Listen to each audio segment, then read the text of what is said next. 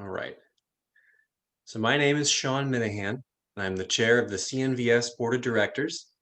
I'd like to thank all of you for being here with us tonight for the CNVS annual meeting and for your continued support of the work that we do at the center. It's truly uplifting for all of us to know that so many share our vision. I wanted to say something this evening about how timely the issue of nonviolence is in light of the recent mass shootings that have once again shocked and shaken our country. But I remembered that I've heard any number of people express the same sentiments at other events for all the years I've been involved in this field. So the fact of the matter is that building a culture of peace is always timely, always needed. I'd just like to quickly introduce some colleagues, our small but strong team. From the board, we have Ken Mandiel, and our newest board member, I'd like to acknowledge Gina Kuravila. I'd also like to mention our tireless staff, Claire Schaefer-Duffy, who is our program director, and Rochelle Perrette, our administrator. And last but not least, I want to acknowledge a former board member and current volunteer, Marge Ropp. I recently finished reading the autobiography of Mike True, one of the founders of our organization. And in an afterword, one of his children wrote that "use your imagination" was one of Mike's favorite phrases. And he meant it as a call to action. When you see a problem in the world, don't wait around for someone else to figure it out. Tonight, you're going to hear from two extraordinary peace workers who use their imaginations to tackle the problem of polarization in America. But first, we'll briefly go through our annual meeting business. I'll now turn it over to Claire, who will give you all an overview of this year's CNVS programs. Thank you, Sean. Formally established as a nonprofit in 2010, the Center for Nonviolent Solutions is celebrating its 11th year of existence.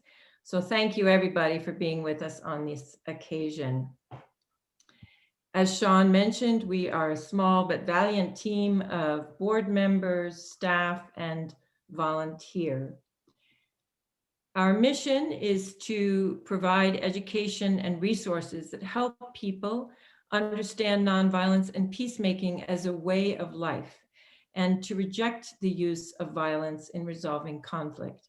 This is a big mission that could have many expressions. We have focused on education through the time of our existence. Our vision is to have communities where conflicts are resolved nonviolently and people have the skills for building a culture of peace. Specifically this year, we've worked on 3 areas: youth peace education, public presentations on active nonviolence, and upholding nonviolent histories, which is so important because these histories are often overlooked. They're always there. They give us inspiration for the present. So our work has kind of fit into these 3 areas. Our primary youth program is working with Claremont students at Claremont Academy in inner city Worcester. We have a peer mediation program or a peace building program. And here are our kids from spring 2019 trip to the UN, which we were very excited about doing again in 2020. And we began the 2019-2020 school year with our summer training in peer mediation. This is where we teach each year a new cohort of students the sequential process for resolving conflict. So they're learning how to help kids in their school come to agreements that are acceptable to everybody. So here they are getting their training. And we also anticipated doing more performances of We Grow into Courage, which is a multimedia presentation on the early history of the Student Nonviolent Coordinating Committee, a very key group in the struggle for civil rights in the American South. So we have put together a presentation that brings in women from the community as readers. They're reading this history as it's remembered by the women activists who were indeed part of it. And we had been scheduled for a performance at Siena in Albany, New York in the spring of 2020. We have performed in a number of colleges here in Worcester. It's a very relevant project because of the issues around voter registration. And this was an organization that worked for, whose activism resulted in the Voting Rights Act of '65. But COVID struck. And like all organizations, we had to do our pivot, which was a challenge because so much of peacemaking is really connected to relationships and being, in the presence of others. But we did teach our peer mediation program virtually in the spring of 2020. We hosted our public events virtually in seasonal events. We expanded our online presence. We reached out, thanks to Zoom, to establish more partnerships with state, national, and international peace groups. And what's also evolved in the autumn of 2020 was what's becoming a documentary project with young adults. We had over 160 people attend our spring presentation, Warheads to Windmills, and Timon Wallace and Vicki Elson presented on Timon's report, which describes really in practical ways how we could pay for a Green New Deal through conversion of technology that's used to manufacture nuclear weapons to green technology, and also to contribute to mitigation of climate warming. U.S. Representative Jim McGovern was present at this webinar, which was, his remarks were very well received, and he is very supportive of Timon's vision, Timon's project. And then in the fall, we had over 60 people attend our Way of Nonviolence, which is an annual presentation we always do. The Michael True Memorial Lecture this year featured Mel Duncan of Nonviolent Peace Force, which is the largest international organization involved in unarmed peacekeeping. And people were very intrigued to learn about the practical ways that peace builders working in places of acute conflict like South Sudan, like Iraq, how they're doing de-escalation and conflict reduction through things like accompaniment, interpositioning. And Mel talked about the work that Nonviolent Peace Force is now doing in the US, turning his attention to our own strife and applying some of these skills. In the summer and in the fall, because of Zoom, conferences that would have been prohibitive to attend in person became possible. And it was through those that we deepened connections with some old friends, made some new connections. I mentioned earlier how we aligned with Nuclear Ban US to do the spring presentation. I want to point out here that the Global Campaign for Peace Education, of which we're just signatures on, has been nominated for the Nobel Peace Prize because of their work to make peace education accessible around the globe. In the fall, the fruits of these connections they were fruitful connections for us. We joined Mass Peace Action in hosting a standout at Lincoln Square on September 26th, which the UN had identified as the International Day to Eliminate Nuclear Weapons. And I should mention that this effort with Mass Peace Action and our alliance with Nuclear Ban US is a part of an effort to educate the American public on the Treaty for the Prohibition of Nuclear Weapons, which in January of this year went into effect. So it is now a legally binding international treaty that was created out of grassroots people's initiatives. So the center is joining with others in educating the public about that. And on this day, we were again joined by US Representative Jim McGovern. Another connection that we made was with the Youth Peace and Security US. So they are the US expression of a larger movement, the Youth Peace and Security movement. And Youth Peace Security US is working on an initiative that they're seeking the passage of a US bill before the US Congress that supports the inclusion of youth or young adults in the peacemaking processes that occur through our foreign policy. It's estimated that 408 million youth reside in areas that are affected by armed conflict. That's about 1 in 4 young people around the world. And when confronted with challenging circumstances, they often take important roles as mobilizers and peace-building agents, but they're not recognized and they're not often included or at the table when the terms are being determined, when implementation is being discussed among diplomats. So the US bill is to give attention to these young adults. And in the autumn of 2020, Luke Powell, our Holy Cross intern from the spring of 2020, worked on reaching out with others, young adults on this bill, and creating a video project where he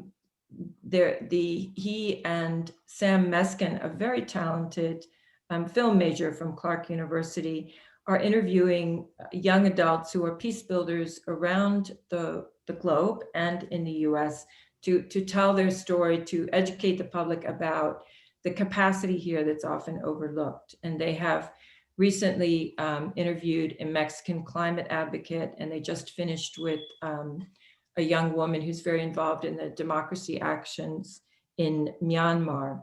And we have brought in, some of you may recognize Terence Ntihinduka, who worked with us when he was 16 on Voices of Peace. He's now almost 22, and he's come in to give technical support on this project. So more from these young people later this spring. I know Sam is with us tonight, so I'm very pleased about that. But I want to turn it over now to our administrator, Rochelle, who will tell you how we have been able to pay for these endeavors. Hi, I'll make it quick. Just wanted to illustrate that. So our total income for 2020 was just a little under 17,000. 2020 wasn't what we envisioned with the COVID pivot, definitely changed a lot of things. But as you can see in the chart, 24% of this was from foundations and trust grants from the organizations shown below. They range from $600 up to $15,000. 4% were from program fees, which were earned before the COVID shutdown. And that means 72% of this income was from you. Individual contributions were our largest portion, and you kept us going strong through the pandemic. So we really appreciate it. And thank you. Thank you, Rochelle. So we are obliged every year in our annual meeting to give you this update. So this was the business part of our meeting, but now the part that you have all come for to hear our guest speakers tonight. I'm so pleased that at the very end of Women's History Month, we are featuring two remarkable peace builders. Paula Green, there's just not enough time in the evening to summarize the accomplishments of Paula, but the phrase that always comes to mind when I think of her life is that she persisted, which is what Senator Warren, you know, that phrase can be applied to so many women peace builders. But Paula is a professor emerita at the School of International Training and a pioneer in the field of peace building. Over the past several decades, and that's what I mean about persisting, she has developed and facilitated international conflict transformation programs in Asia, Africa, Eastern Europe, and the Middle East. In 1994, she established the Karuna Center for Peacebuilding, from which she led multi-year interventions in dozens of the world's most intractable conflicts. She later launched Conflict Transformation Across Cultures, an internationally acclaimed program for aspiring peacebuilders. Following the election of Donald Trump in 2016, Ms. Green brought her peacebuilding expertise to divided communities here in the US. And she is joined tonight, and Sean will do the honors of introducing our next guest. Our next guest is Gwen Johnson. She is a founder of Black Sheep Bakery and Catering and board member of the Hemp Hill Community Center. A self-described hillbilly woman from the coal camp of Hemp Hill, Kentucky, she has been a member of Hands Across the Hills since its founding in 2017. Gwen is the daughter and granddaughter of coal miners. She graduated from high school unable to read beyond a second grade level.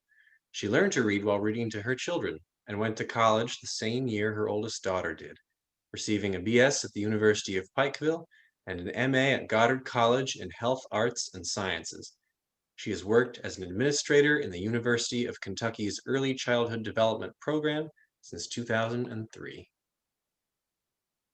Paula, before we begin, I just want to give our guest a sense of the format of the evening.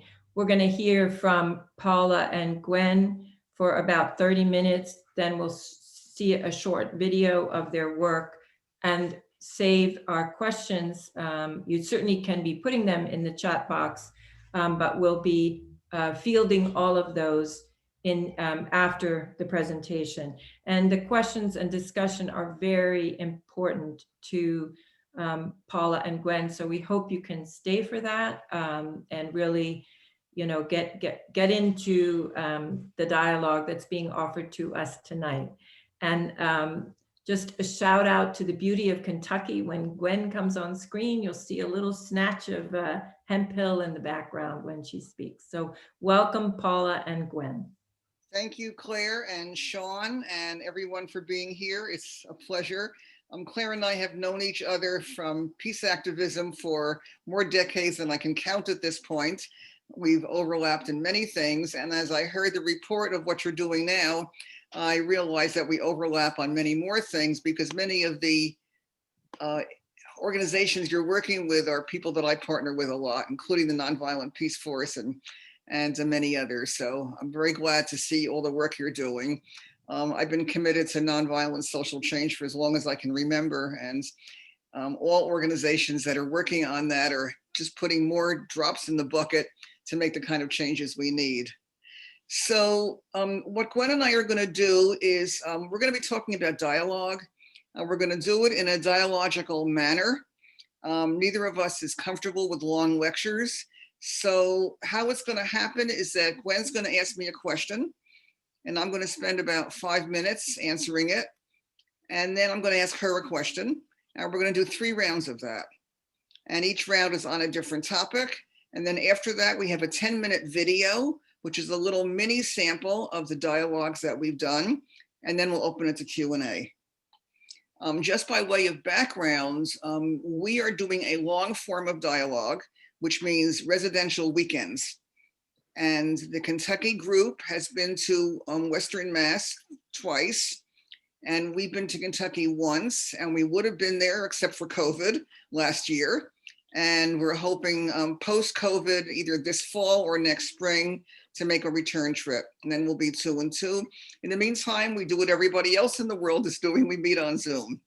And we do dialogue on Zoom, and we know each other well enough for dialogue to be pretty effective on Zoom. So that's what we're doing.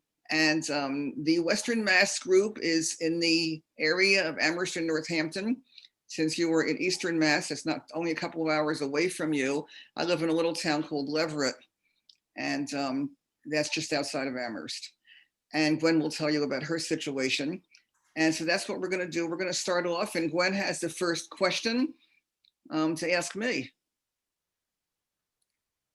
Okay. I'm going to try to unmute. You're unmuted. Can you hear me? Yeah, you're fine. Oh, okay.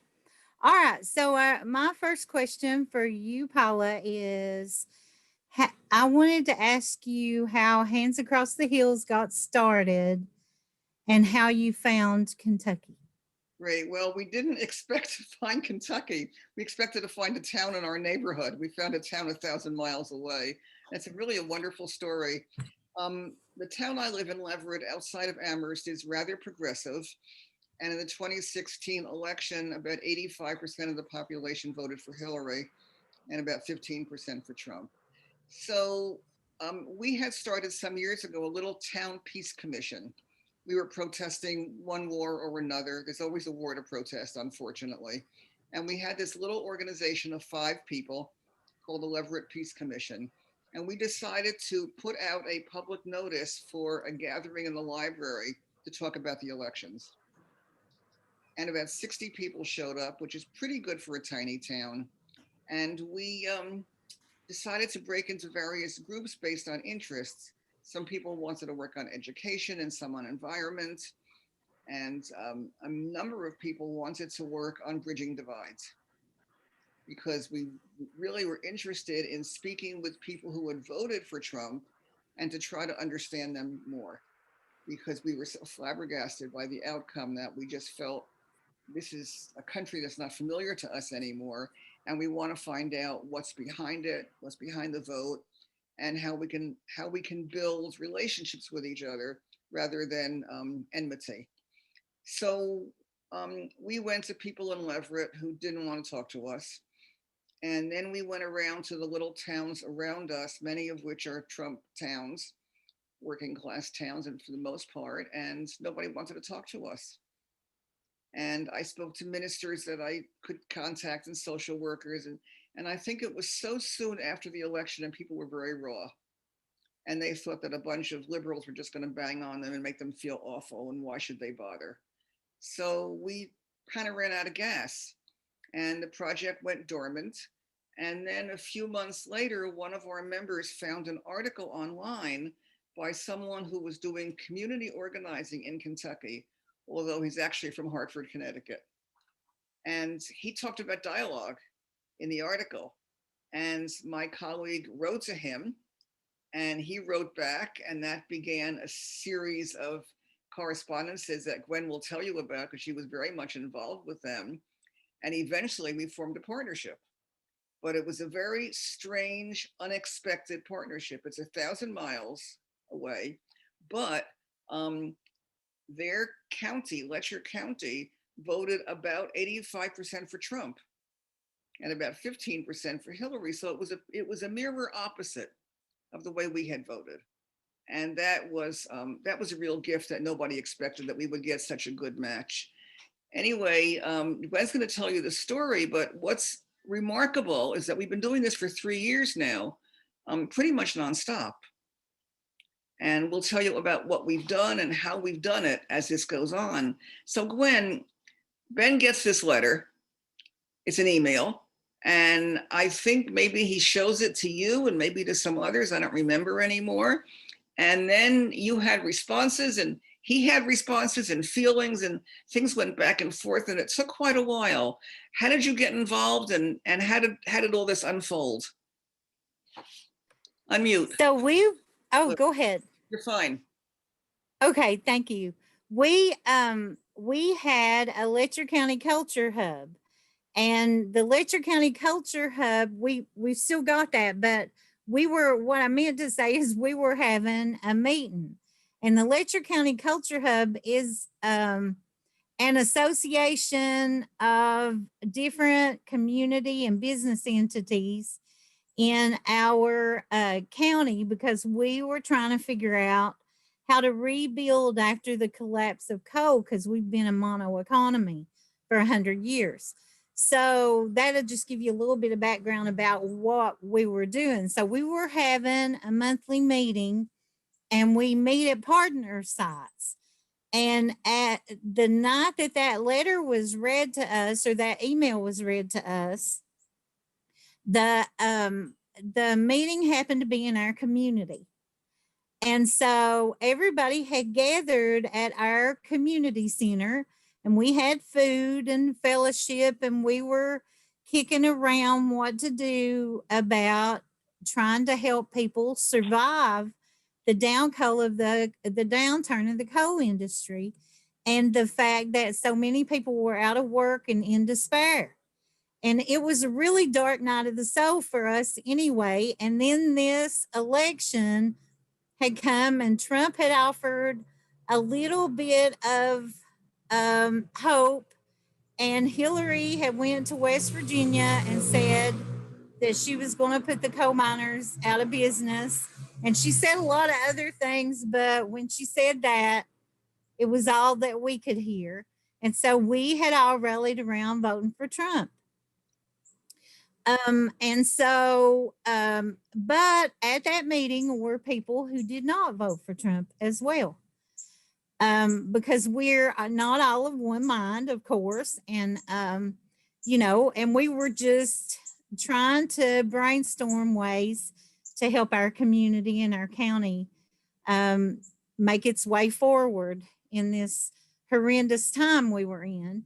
And so the email was read, and it was the craziest thing, because around that table were people who had their emotions running really high. And the person who had wrote the Moyers piece that Jay Frost from Leverett had found, and he had been the recipient of that email. He is a far left progressive. And so here we all were around the table, and a couple of people, when the email was read, burst into tears, and some people got really angry. And and everybody was just like, oh my God, this is just another way that somebody's going to exploit us, like we've been exploited for decades with the poverty porn and the things that the media has showed about Appalachia. So that night we decided that two people who didn't vote the same way would work on drafting an email back. And then when that email was drafted, it would be vetted by the entire group, and we would get to have our input, because nobody that night trusted anybody to handle this in the correct way. So the email was eventually drafted and sent back, and that was how we got involved. You can imagine what we're wondering, what's going on? Why aren't these folks answering us? We had no idea that there was such a thing as poverty porn, which Gwen can explain at some point, or that the people in Appalachia felt exploited by the war on poverty back in the 1960s because of the way that it made them look to the outside world. We've learned all of that, but we didn't know it. So the cultural gaps were very wide, and we didn't know why they were taking their time, but they eventually responded. And we began with a series of emails, which then became a series of phone calls. We didn't have Zoom then, I guess. I guess we had phone calls and Skype calls before Zoom, and talked to each other and got to know each other a little bit. And Ben Fink was the bridge, because he was from here and he was a very lefty person himself, but he was living there and had begun to invest deeply in his love for people in that region. So that in a sense, he became a bridge for us. And eventually we made an agreement, and we decided that we would get together and start a dialogue program. So Gwen's got the next question for me again.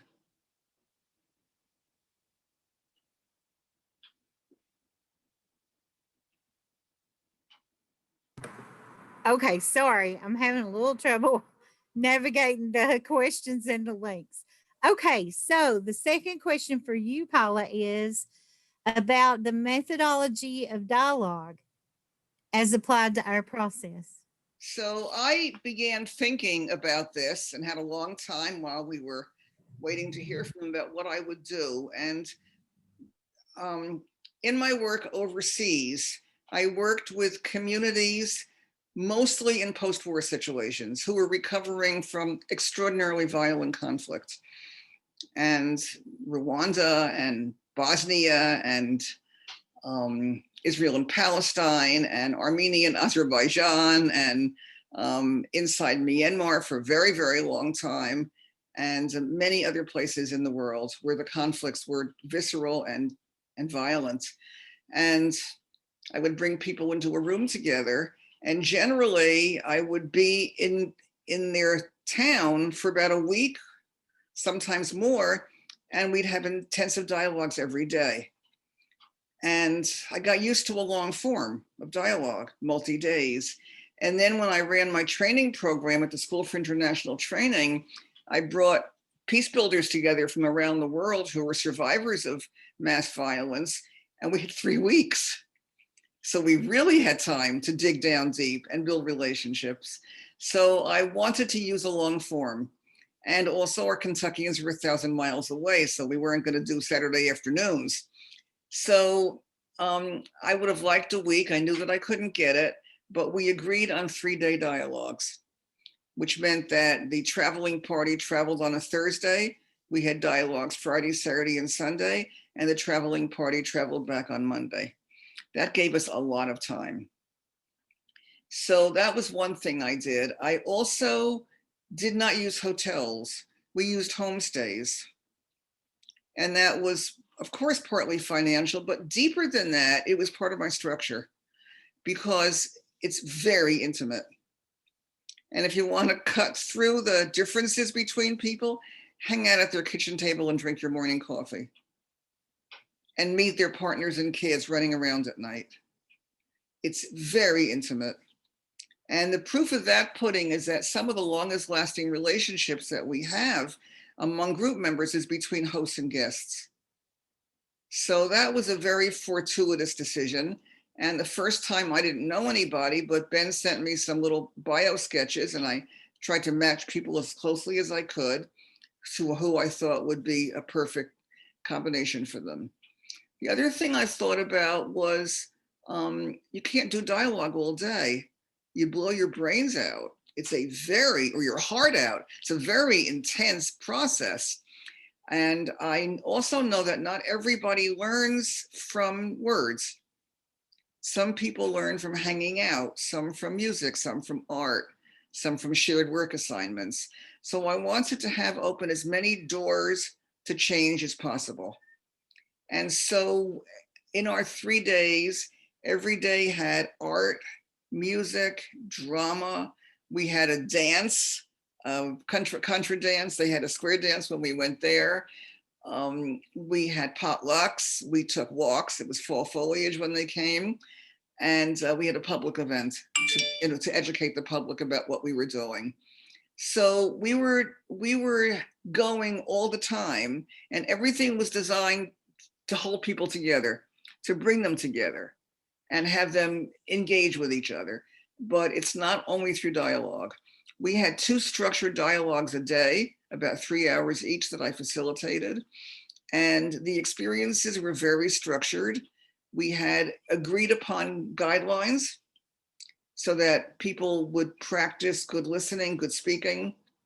We talked about confidentiality and no interrupting and sharing airtime and all the things you do in any kind of a group. And we made agreements on those, and we were pretty good in staying with them. So we had a lot of structure around us to help and a lot of goodwill. They had traveled 1,000 miles. We had knocked our brains out to make this a go. We all had goodwill to make it work. And I think that kind of putting your heart into it in that way and committing yourself to a vision, I think really helps the vision actualize itself. We had plenty of bumps. In the 3-day design, I had to figure out, I got 3 days, what do I do with it? Well, what do you do on the first day? You build relationships. We're total strangers. And the whole first day, all the questions around all the dialogue activities was all around building trust, getting to know each other, self-revealing to the extent possible with people who were strangers. Not much by way of politics. The second day was politics.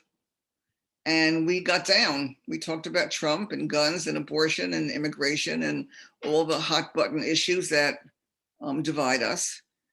And I did it on the second day because on the third day, you have to wrap up and reflect and close. So I had a kind of a 3-day phase structure in my mind of building on this. And that also worked pretty well. So that was kind of what we did every day. And I was a facilitator and Gwen was a participant. So that's from my facilitator's perspective. And now Gwen's going to tell us about what it was like to be a participant in this experience. It was really it was an emotional roller coaster uh, for us because, and for me, because controversial or not, I've never shied away from giving my opinion. And so when called upon to do so,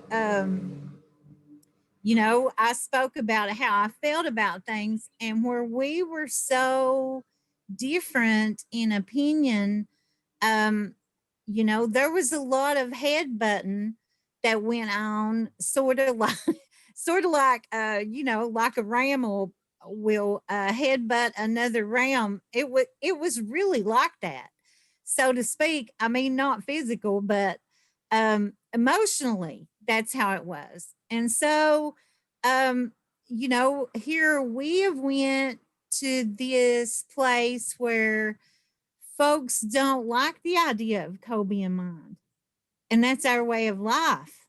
It's what we've always done. And so, the, you know, the questions about the environment and you know, the health disparities and all those things, if they were not framed really delicately, we would take offense. And I took great offense a few times, you know. But I mean, what are you going to do? You've traveled 1,000 miles to have a dialogue. Let's have the daggone thing, you know. And so we just stuck it out and kept hammering at it until we began to understand why the folks in Leverett voted the way they did. And they began to understand some things that when we went, they could not even think that we could have voted for Trump. And we could not even think that they could have voted for Hillary. I mean, we couldn't wrap our head around it. But then after 3 days of dialogue, we began to see what the differences were and why people voted the way they did. You know, there were comments made to us. There was an assembly on Saturday, and we were astounded that like 300 people gathered to hear what we had to say. We're like, oh, what in the world? Why would they even want to hear what we got to say? But they genuinely wanted to know. And there was a man there who told me he almost fell off his chair when, and this will kind of explain the poverty porn that Paula said that I'd probably allude to later. He told me that when I said that we voted for Trump because we wanted to work, he almost fell off his chair because they didn't think we wanted to work. He just told me that. And so that tells you what a picture has been painted of Appalachia by the media and by videographers and journalists who have come to this place for decades. People did not think it had anything to do with making a living because they thought that we just wanted handouts. So we learned something about a person is larger than their vote. And a vote is based on a lifetime history. It's not based on something abstract, and it doesn't arise in a vacuum. We also learned that the only people we could change is ourselves. And we all know that, but boy, do we forget it. But we learned that in these dialogues, trying to convince the other that they were wrong is headbanging and doesn't work. Not only doesn't it work, it alienates the others.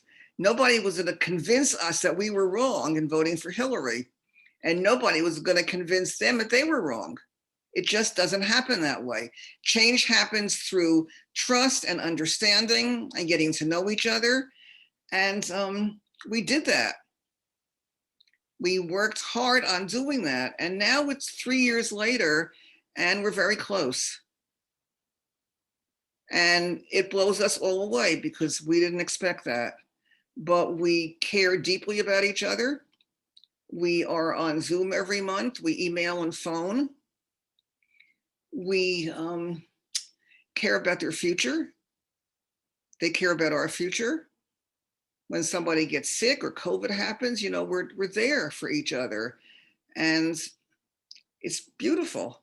And for me, the whole point of this is for our growth. And Gwen and I are going to talk last about that growth. So Gwen's got one more question for me. So I wondered if you would talk about change, Paula, personal change, and then change in the Massachusetts group. Yeah. Yeah. And then I'm going to ask Gwen the same question because in doing dialogue, most dialogues that go on in this country are short. They're Saturday afternoon or they're, you know, once a month for a couple of hours, but they're not very deep. And the changes are commensurate with how much you put into it. And I'm interested in transformation.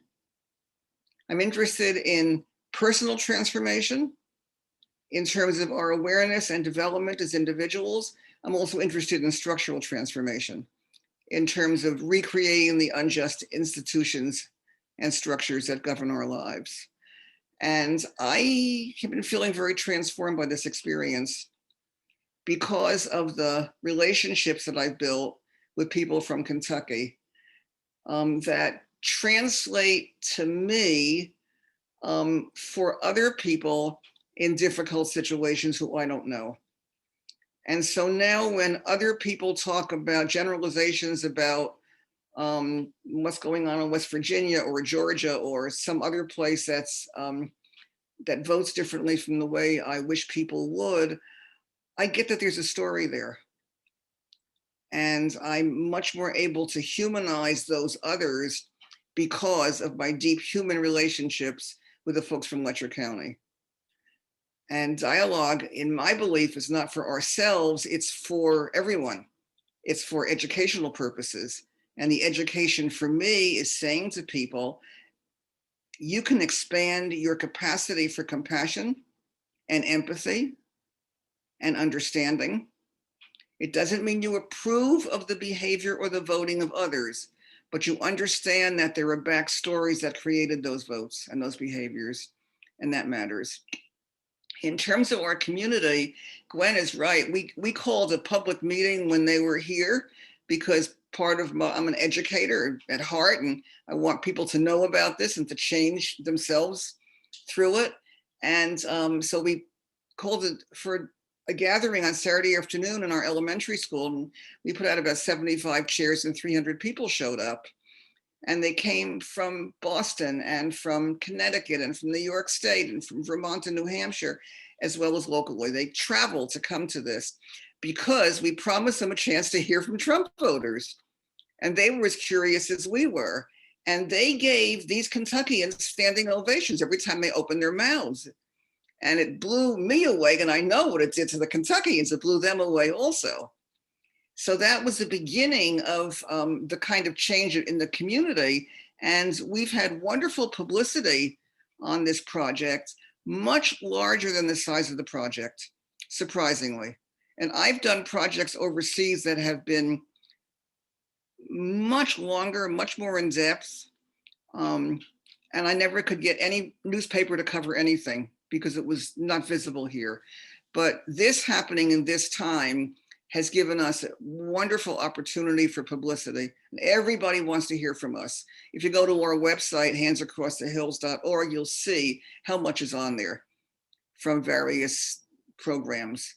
And so that gave our community a chance to change and other communities a chance to change and to open their own minds to their own narrowness and tendency to blame without understanding. So it's although I've worked very, very hard on this for 3 years, holding this structure together and constantly trying to figure out what the next step is and what to do, the benefits have been enormous. And it's been a tremendous deepening in my own life, for which I'm very grateful. And we can talk more about that in the Q&A, but I also want Gwen to speak about your own personal changes and the impact on your own with other people in Hath from Kentucky and in the community. Yes, there have been many changes. Some of the most remarkable changes, I believe, have been within me, but we all probably feel that way. Um, all the people who went to Leverett from Kentucky, I think, probably would echo that same thing. But I now see, I now see in a much deeper way about political issues and political things than I ever did before. And when anything happens on the national level or on the local level, I now have a sounding board. And so one of the first things I'll do when something happens on a local level is I'll shoot Paula or somebody in that group, most of the time Paula, an email of the news article or whatever is concerning us here. There was an issue back last summer where some coal miners blocked a coal train because they couldn't get paid for their labor. And the first thing I did when that article came out, and I was so concerned, was I shot that to Paula. Then Paula shot it out to her group, and this bombardment of phone calls, emails, text messages came with concern for what was going on. So we now sort of kind of have a cheerleading section up in Leverett, and they have one here as well. And so how can you do that and not have an expanded way of thinking when you are connected with people? And I just wanted to say how, think about the differences that were between us when we arrived in Leverett that first night. And then when we began to look into each other's eyes and hear each other's personal stories of tremendous strife and trials. And there are a lot of people from Leverett whose families are Holocaust survivors.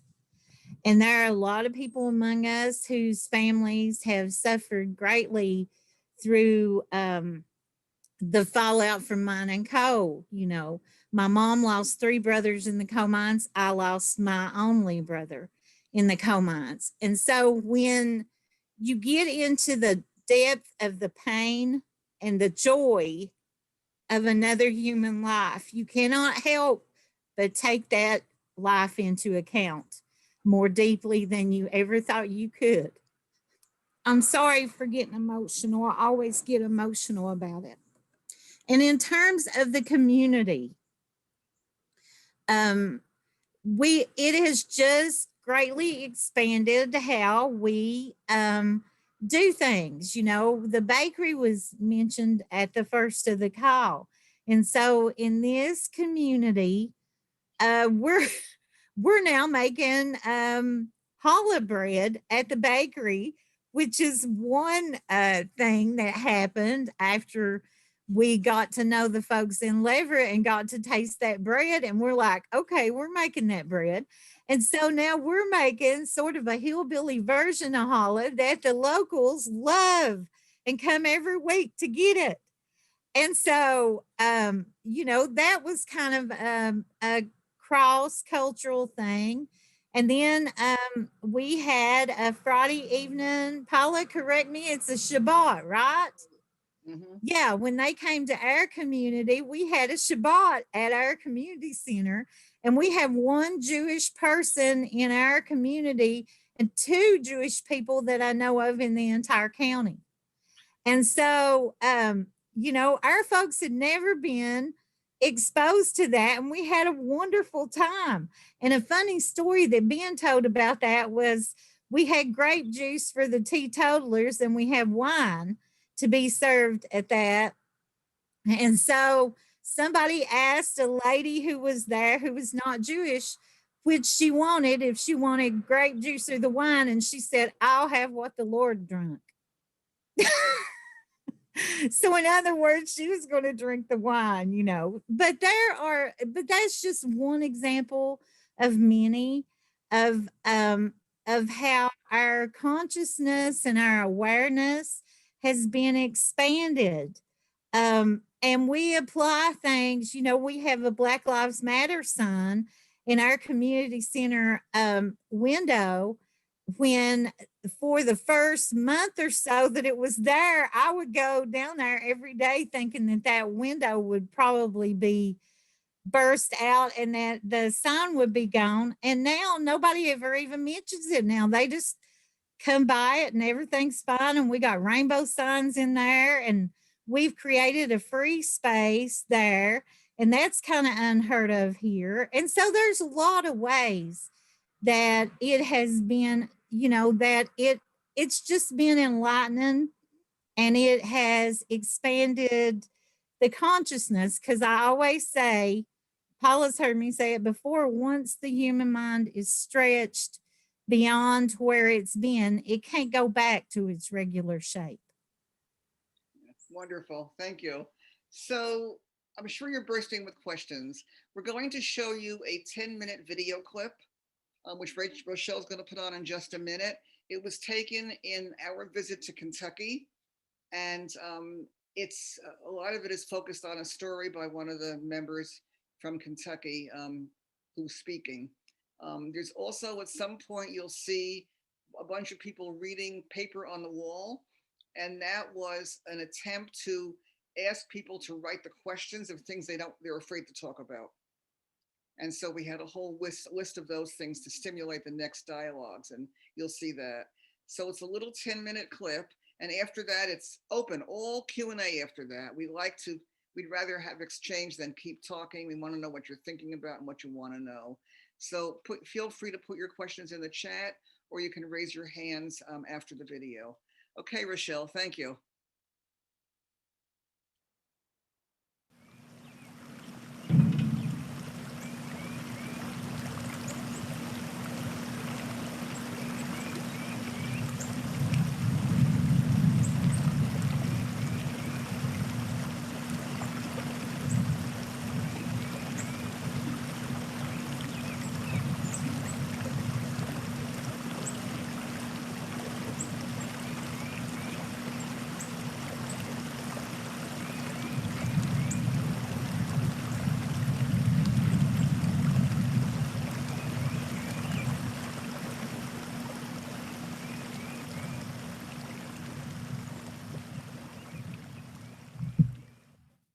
I'm curious if you have a different feeling since the election, or has anything changed? Okay, so you voted for him, but the question is, are you still supporting him? Did he turn out to be everything you hoped? Because we're a pretty divided country. I mean, there's a huge abyss between Trump supporters and Clinton supporters and so on and so forth. And I'm not sure we can close that abyss. But every time I vote for what I think is the person who can best serve the whole country. Part of my frustration was, that's how I voted. So how can people who I perceive to have less than me not vote for their own best interest? But I don't want to get back into the politics. And I was so bewildered. I live in this political bubble, this liberal bubble. I was so bewildered that so much of America thought Trump was a good idea that I needed to come and better understand, and I needed to not let you be made into the other for me or me be made into the other for you. You know, that I thought the folks from Kentucky were in a very difficult position, and that I didn't understand why they weren't angrier at what had happened to them, at the treatment from the coal companies and the advantage that had been taken of them, of their environment. And granted, it provided a living, but it also took an awful lot. So my wish for you was that you can start thinking of another kind of future besides a coal future, because it's not a happy one. It wasn't a happy past, and it won't be a happy future. For a long time, I think people in Appalachia have been told how to think, how to feel, what we should do, and someone else can solve our problems. I don't think everybody understands how coal miners like to mine coal. It's there's a sense of satisfaction putting the coal on the belt, it going out of that coal mine. You've accomplished something. You've undertaken a really difficult job. I felt like I would be betraying my people. I know it's kind of cliche to say my people, but they are my people. Everyone had stopped sinking money into the coal business before the election because they were in fear that Hillary Clinton was going to be elected and that they would waste their money. And the next day after the election, everyone who had a dime that could sink it into the coal business went all in. And I wondered what was the intent of the Massachusetts people? Were they going to look down on us and try to bring us up by the hair of the head? Or were we going to, they were just going to do a study of Eastern Kentucky and rural Appalachia and come away with another study. You know, we have been studied since 1964. Yeah. Every person that walked through Whitesburg and drank a cup of coffee went away with the idea that they were experts on Appalachia. I don't know how many people are in here voted for Trump, but I know I'm for him all the way. And that's what I want to hear, I want to hear why. What am I missing? Because I think he's for the better good of the country. Well, first of all, where I live in the Upper Pioneer Valley in Massachusetts, it's we often refer to it as a bubble. It's protected. There's this invisible bubble that protects us from the outside world. And living in that bubble, I think, is also makes us feel superior to others. Why are these people so marginalized? Why are they in such desperate straits? What's happened to them? Talk about tears. I could cry a river over how hard that we have struggled. And it's not just me. It's been Nail. It's been Letha. It's been all of us. How hard. Velda, for instance. I know how hard Velda lived. We did those kind of things. And I could cry a river over my hardships, but I'm above it. I'm above it. And what I'm afraid of is that I'm 76 years old and I'm not going to see the progress that you folks have seen from Levitt. I'm going to miss that as a human being because I was born in a place that is deprived and oppressed. It's a very good place to take a moment, just take a moment and let's just let that sink. Let this just take a moment. We need a moment. Just slow down a minute. Hands popping up fast. Thank you for that, Kendall. And Susan and everybody else.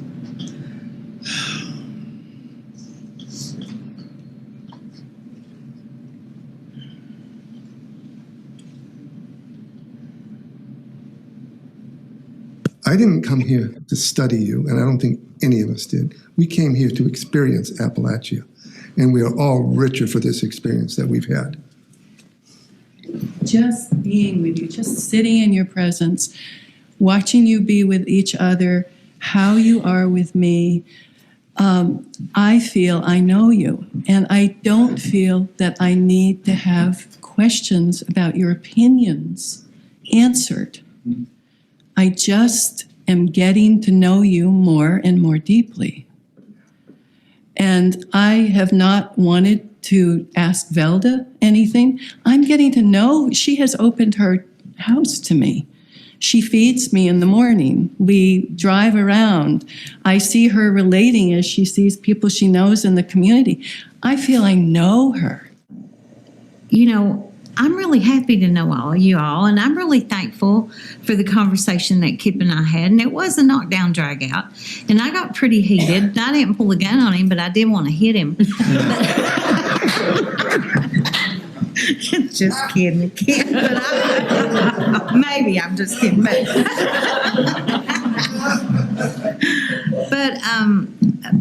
I was glad for that conversation, because I think these conversations about class and about gun control and about all these controversial things are so valuable for us to have and to hear the other side of the argument.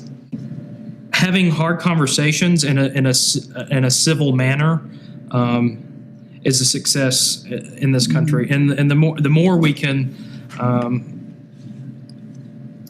evangelize, if you will, the basic civil discourse, irrespective of policy outcomes or preferences, that when we can sit down and have a conversation civilly, that's huge. And when we can do it and get this close together emotionally, that's just icing on the cake to me. Yeah, that's wonderful. Thank you for that.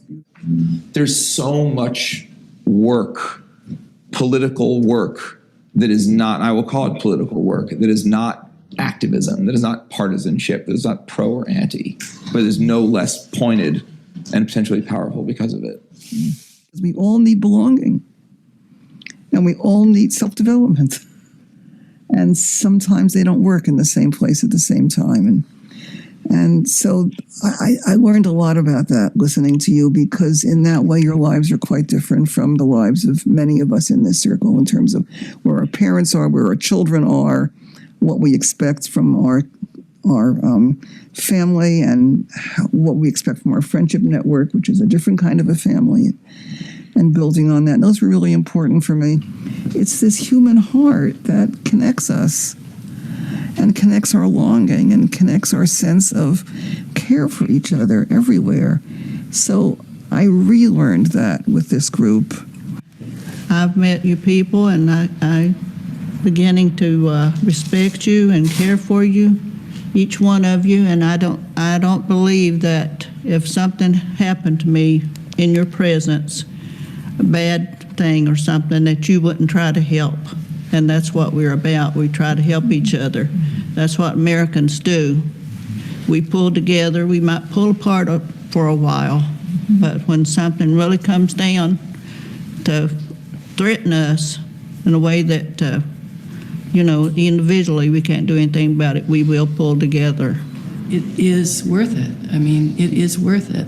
And we have built this over the last year where we are right now, in our intimacy and our honesty. And yes, it's very much worth it. I can feel it in my heart.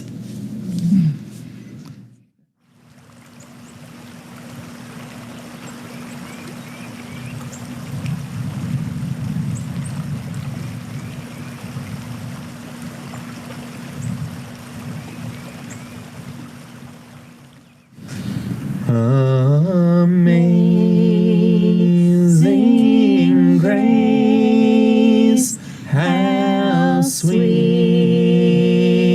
the sound that saved a wretch like me.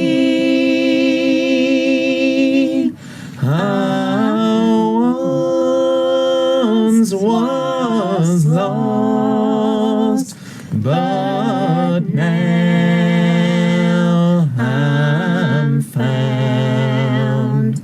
Was blind, but now I see.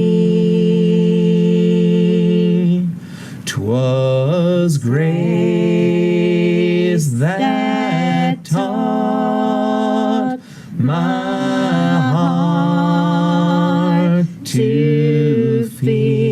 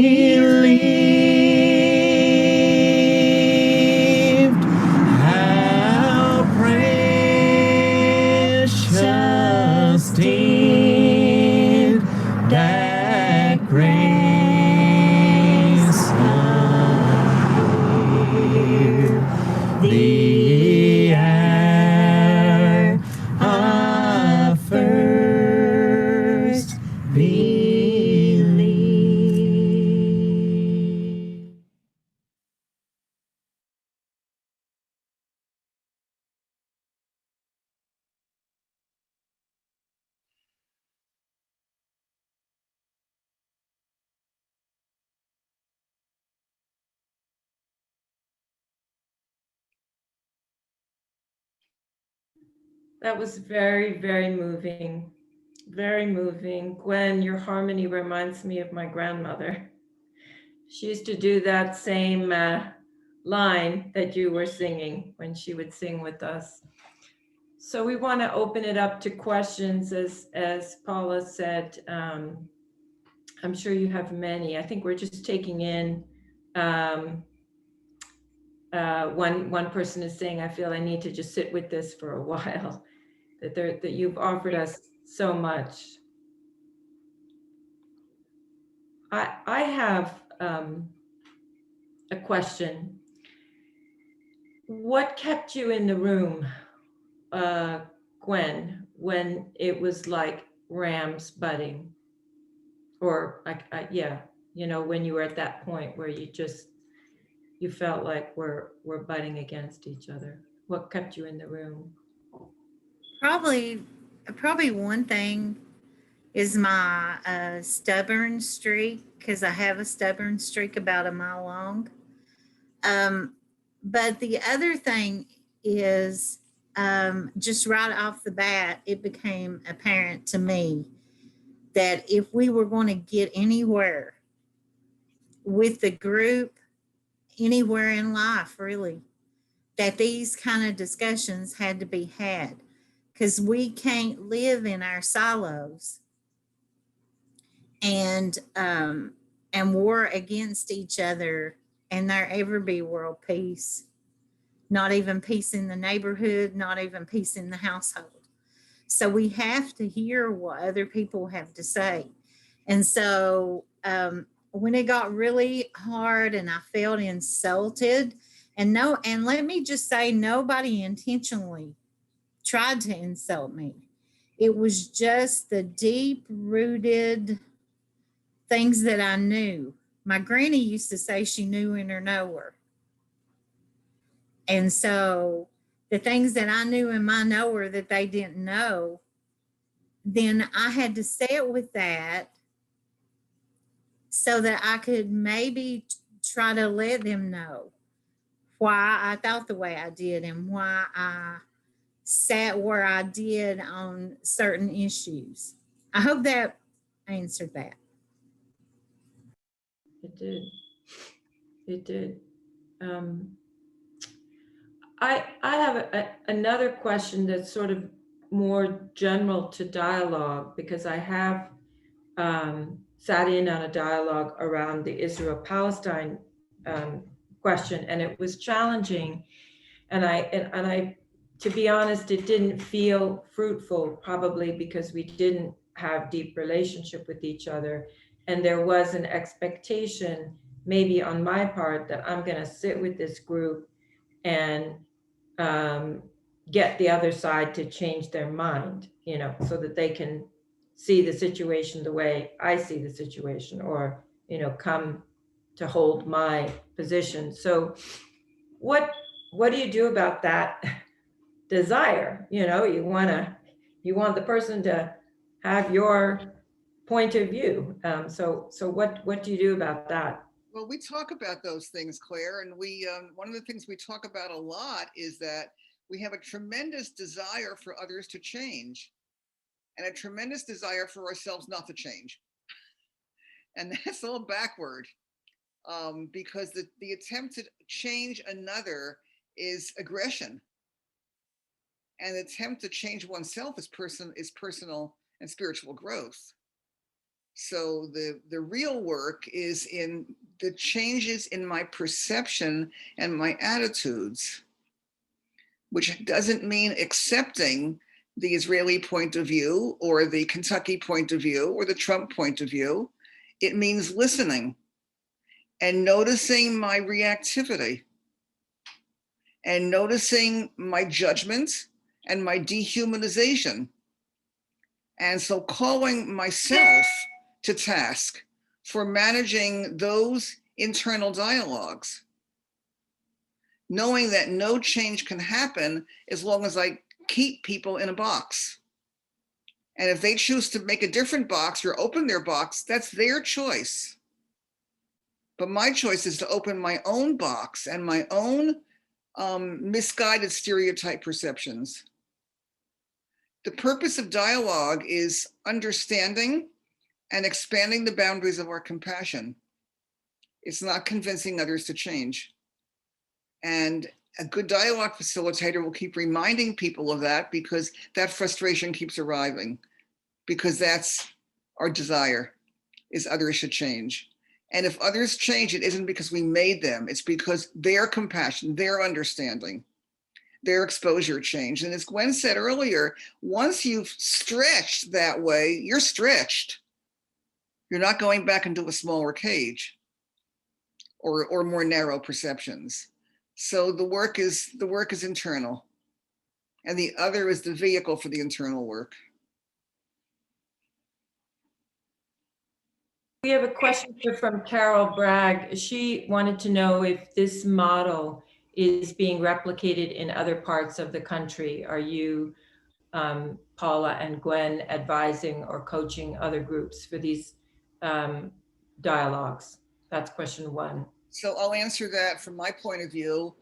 After the first time that Gwen and her Kentucky colleagues were in Massachusetts, and 300 people attended the public event, I had endless requests for dialogue training. And I ran 2 courses a month each, every meeting every Saturday, for 30 people the first time, and then repeated for 30 more. So I trained 60 people who were in shouting distance. This was not Zoom, this was pre-Zoom in the old days when we sat in circles. And so it was people who could get to Leverett every weekend. We used the Friends Meeting House in town. And we had training programs that were very deep for 60 people. And those people have gone out and led their own dialogue groups, some on politics, others on race, religious differences, gender differences, all kinds of other differences. But that was one contribution I made. And the public education I've been doing to encourage people around the country to do this and to coach those who are starting is something else that I'm committed to. I'm committed to this as kind of it's my life. It's not just something that I do with the Kentuckians. So I do a lot of coaching. People reach out to me after being on NPR. We were on CBS. I've been in the New York Times. We've had a lot of PR, and people reach out, and I spend time coaching them and helping them expand their capacity for dialogue.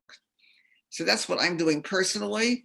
In the country, it seems hard to believe it because we feel so terribly polarized. There are hundreds of dialogue experiments going on all over the country, including a lot in the heartland where there's so many divisions, and some in the South, although fewer. And again, they're all different forms, but every form is a contribution to somebody's awakening and somebody's capacity to expand their empathy. That's what I can say from here. And Gwen, is your response to that question? Have you been asked to coach or, offer this model elsewhere in Kentucky? No, Paula has involved me several times, just like she did this evening. But as far as coaching anybody in that, I feel a little, I feel an inability in that. I would have to be schooled more in these things myself, but Paula is the expert in this, and we can always defer to her, and she's always willing to help. So it might even be a learned helplessness in these things a little bit, but I just appreciate Paula so much. We have another question here regarding facts. You have to agree on facts in dialogue, and what happens when there isn't shared agreement on facts. Gwen, why don't you start that one? Okay, well, I think we all have our own brand of truth. And so I think that my truth is definitely different than Paula's truth, and the Leverett truth is definitely different than the Letcher County truth, I think, and so facts, I'll just use, I'll just say briefly that we don't have an aversion to science. We know what the science is around climate change and all those things. But at the end of the day, if you can't feed and clothe the children, what the hell does that matter? If you're living in squalor and abject poverty and can't keep the lights turned on in your house, how much does something like climate change that is a projected thing, how much does that matter at the end of the day to you? Or does what really matters is putting shoes on the children's feet and food in their bellies? Just saying. I mean, that I know that's a short answer, but that's just kind of my thoughts on that. So I'll tell a story that happened between me and Gwen about this business of facts and perception. Gwen knows how disgruntled I've been about Trump and his decisions. And one day she came running to me. She said, Paula, Trump has done something you're going to really love. I thought, right, try me. What is it? She said, he's going to move the embassy, the US embassy in Israel from Tel Aviv to Jerusalem. Don't you love that? Because her preacher told her that was a good thing that was happening. And of course, for me, who's worked in the Mideast for 30 years, that was a horrendous decision, very manipulative politically, and a disaster for the Palestinians. But that was her perception based on what she had been told. My perception, based on my having been there and working closely with Palestinians for decades, was completely different. But I couldn't make her have my perception. I could only tell her my response to her perception. And she could tell me what she had heard. So we don't argue about facts. We talk about how those facts are impinging on people's lives, how those issues are impinging on people's lives. And Gwen got it completely when I told her how disastrous that was for Palestinians, but she didn't have that information. And for all of us, our information is partial. And we have to mention media here. When we went to Letcher County, I got introduced to Fox News 24/7. And when I get up in the morning, I read the Times online, and I listen to NPR, and I listen to Amy Goodman, and I think, gee, I wish I could send Gwen some of this stuff. She has different media. And don't think that doesn't influence us, because we listen to the media that agrees with us. There was a psych professor who tried an experiment, and he asked his students to listen to the opposite media of their personal belief for a month. And after 3 days, the students came back exploding. It was a psychology course. And they said, we can't do it. It is so dissonant to listen, for you to listen to Fox News would be so dissonant for you. After 3 days, the students were cracking up. And the conservative students couldn't listen to our media for more than 3 days either. So facts are a strange thing. They're incorporated into something so much larger, which is our belief systems. We have a lot of questions coming in, so I'm gonna try to do my best to get to all of them.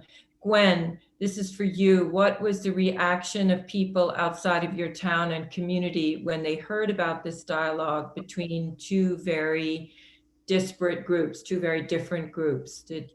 What was their reaction? They thought we were crazy. We had people say, if you climb on that bus, you're crazy. You're crazy to climb on that bus and go up there.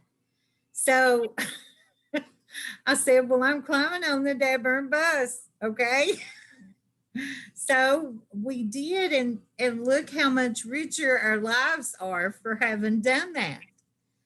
But I think just the adventure of the whole thing, and then the dialogue and the relationship building has been such a rich thing for us that now I couldn't even, and I gotta say, I thought they were just going to be really mad at us for voting for Trump.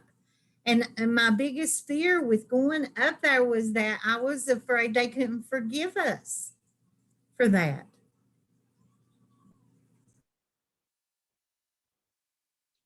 Yeah, and I also remember how they told us later how terrified they were of coming to Leverett.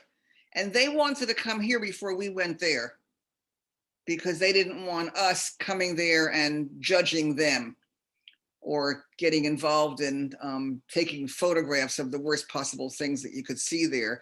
So they came to us, and we kept telling them that we live in a rural town and it's got hills and trees like Kentucky. And they kept deleting that fact from their minds because they thought the whole East Coast is big cities.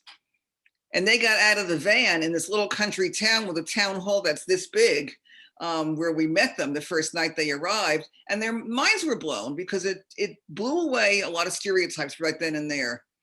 But they were scared of coming to this liberal enclave for good reason. And we were scared when we first went there also. How are we going to be treated there? But we already knew our group members, so we had much less fear than they did. We have a question here about the, says, thank you, this was wonderful. Curious about the diversity within the group. What was the racial makeup? What was the age range? Were there any people who identified as gay, lesbian, bisexual, or transgender? Were there people who were differently abled in the groups that, the two groups that had the exchange?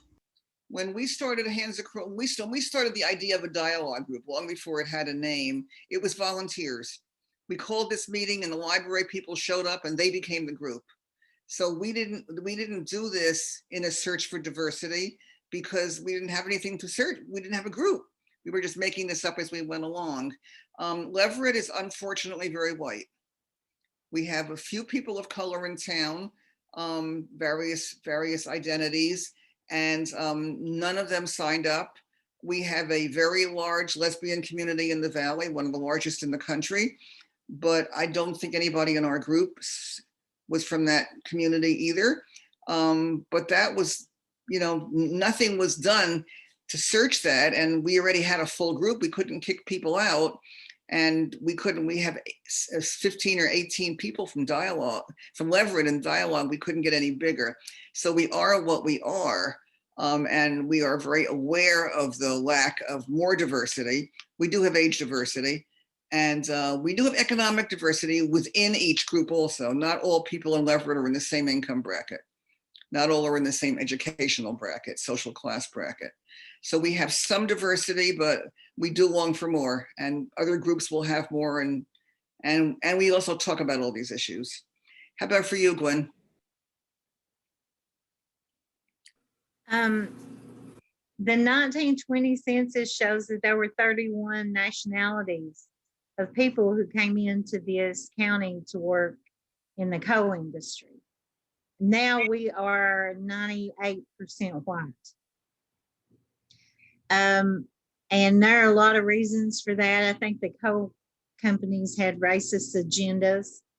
And even in selling off the houses in the coal camps, they segregated the people. Even when they sold the properties, they segregated the people. So that just kind of gives you a little background about that. So, we have done what we can to reach out to the folks of color. And we did have LGBTQ youth with us when we went to Leverett, and we who then became a transgender individual. So we did have a little diversity in that way, but we're just so white. I mean, what do you do? But it's not by our choice. Just saying.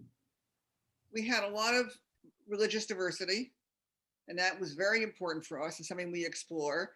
Class diversity between the groups, educational diversity, political diversity, certainly.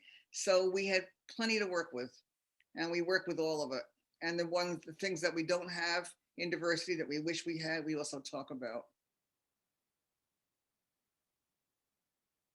We have another question here related to proliferation of misinformation and, you know, how that affects people from different cultural backgrounds? Did you work on figuring out how to determine what is propaganda, what is disinformation? That must have worked on both sides. You know, each side saying, no, you've got the, do you understand the question?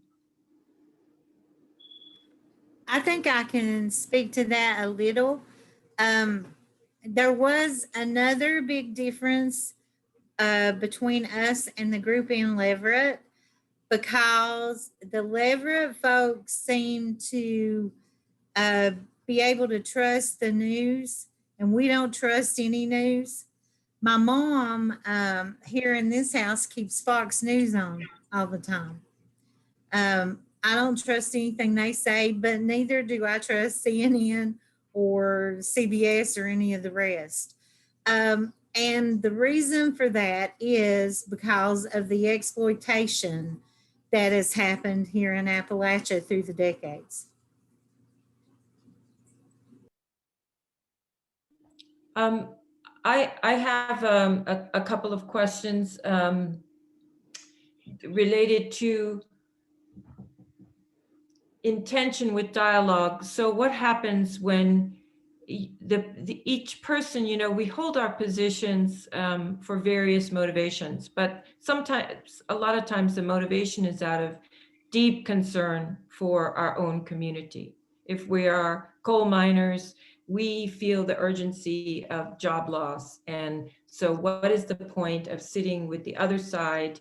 You know, I'm just wasting time because they're not accepting that this is urgent and this is a threat to my community. Or if you're a Black Lives Matter activist, what is the point of sitting and talking to white Americans who are clueless because police are killing? So that sense of, you know, is dialogue worth it when you're so conscious of what your group is suffering, and suffering being a motivation for people entering into dialogue? Seems to me it's all the more reason, because if coal mining is a livelihood that's no longer available, it's important for me to understand how the necessity of making sure that we do our part to help something else exist in another region. Not that I'm going to suddenly become an activist and find jobs for people in Kentucky, but just what I say and what I feel, people understand that this is a major issue. And that vote for coal comes out of a very deep place. And I don't have to agree with it, but I have to understand it. And I have to be able to talk to other people about it so that they will stop dehumanizing those people. Because this dehumanization is wrecking our country. And it feels to me that that any method that we can find for opening our hearts to others who are also struggling and also finding our common ground. People kept saying in our dialogue groups, wow, we want the same things. We all want bread on the table for our children and a good education for them. We all want retirement money. We all want health care. We all want safety. Those are common grounds, and that's what we build from. But we don't know that each other wants that, or that we even have any common ground if we don't meet with each other.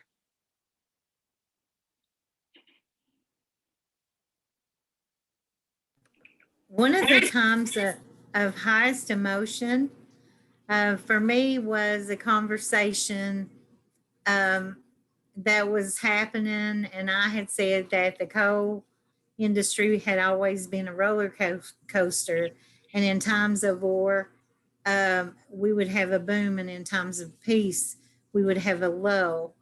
And Paula had said something to the effect that she didn't think, now this was early on in the dialogue and we barely knew each other. And she said she didn't think she would want to live in a culture that thrived on war or something to that effect. I'm paraphrasing because I can't remember how she put it. And I was so deeply insulted by that. And she had no way of knowing that I was going to be insulted by that. And I said, oh, but we didn't hope for war. We never hoped for war, because that meant the sons would have to go to war, you know. But it was just part of the coal being mined, was that they had to have the coal to melt the steel to make the implements of war. And so then when we went to Portal 31, there's a chronological, it's a sanitized coal mine, and there's a chronological history of war. And we were standing there looking at that, and there, the folks from Leverett learned that the coal miners were exempt from the draft during the world wars because they had to have the coal to make the implements of war.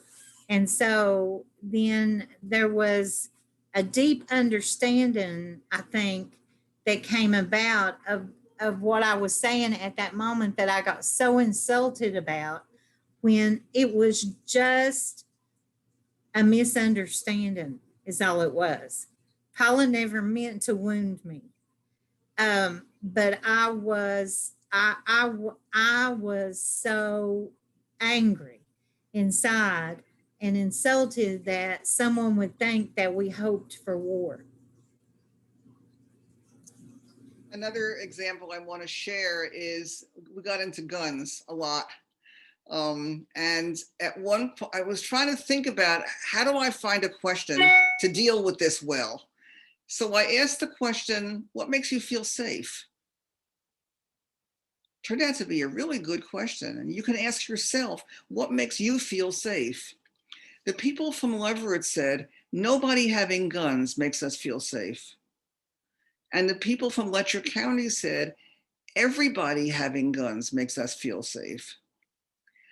That blew my mind, because we all want safety, but we're going about it in very different ways. And I think in so many of these things, in the healthcare and education and environment, we want the same things, but we are going about them in different ways. Not because we're wrong or we're bad, but because that's our lived experience. And that's how we've learned in our educational system, our family, and our media.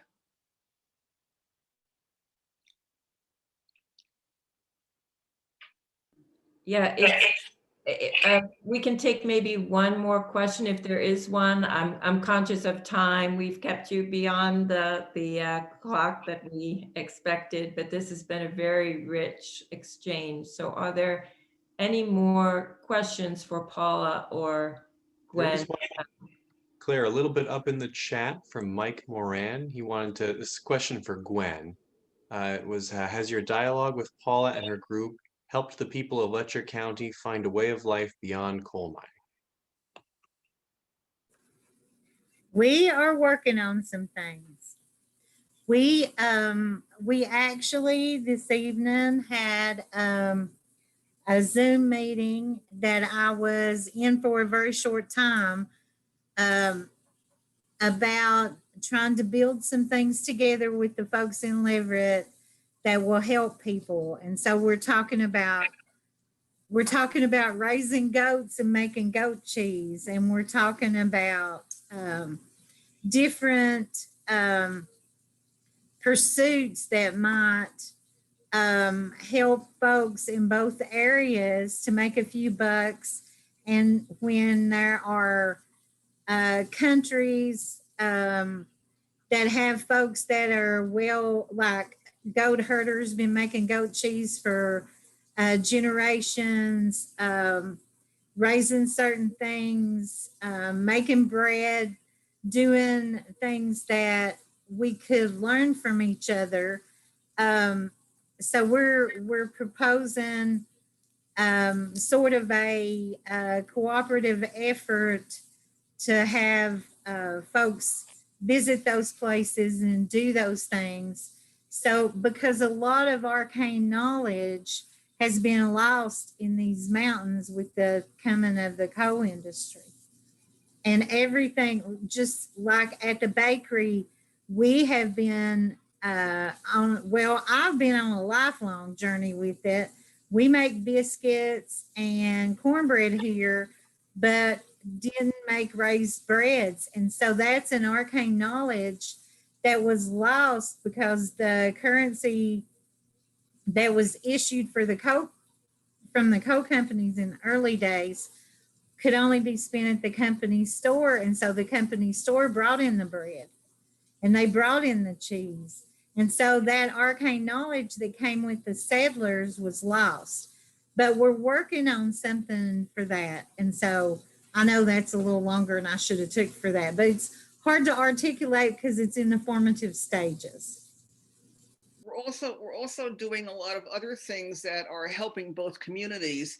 We're writing newspaper articles on controversial issues, one on vaccines, for example, that appear simultaneously in Western Mass and Letcher County.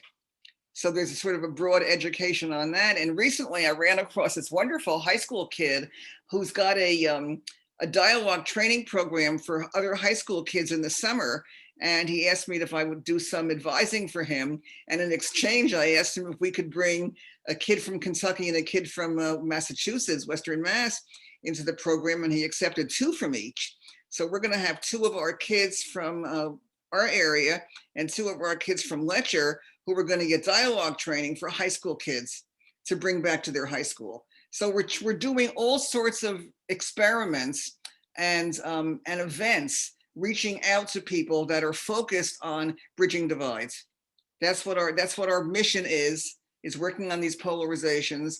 And when opportunities come along for new activities that are in line with that mission, we do them. And somebody asked about what our next plans are. Well, we've got a Zoom meeting in April, and we'll keep having Zoom meetings, and we will go back to Letcher County as soon as COVID allows. And we're in this now. How long, we don't know. We're in it now, and it seems very solid. You've given us so much tonight, really. Your stories, your tears, your example, your forward-looking, planning together and compassion for each other. Just, it's been a terrific inspiration for, I think, all of us that are listening to you. And on behalf of the center, all peacemakers in the Central Mass County, which is further east, Gwen, than where Paula is, we are rooting for you. We are rooting for Hands Across the Hills, and people can find out more about your work on your website and get in touch with either of you through the website. So we thank you very much, and we thank you for all who've been with us tonight. We're deeply grateful, and it's this is the news we need to keep telling each other, that I think there's been an assault on our collective consciousness to be constantly told that we're polarized. I think it's important to hear a different story and to see it in flesh. So thank you. Thank you. All right, everybody. Thanks. Yeah, we're going to formally close. Sean and Rochelle, if you can just stay on for a few minutes afterward. Thanks again, Paula and Gwen. Bye. Thank you. Thank you.